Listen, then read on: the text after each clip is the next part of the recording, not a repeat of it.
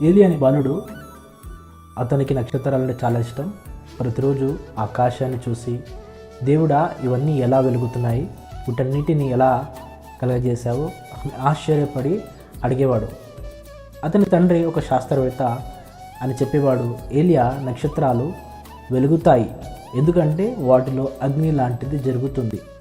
దాన్ని అంటే సైన్స్లో న్యూక్లియర్ ఫ్యూజన్ అని అంటారు.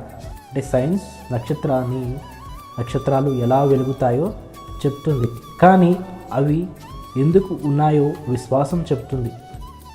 దేవుడు వాటిని సృష్టించాడు, మనం ఆయన మహిమను చూడడానికి.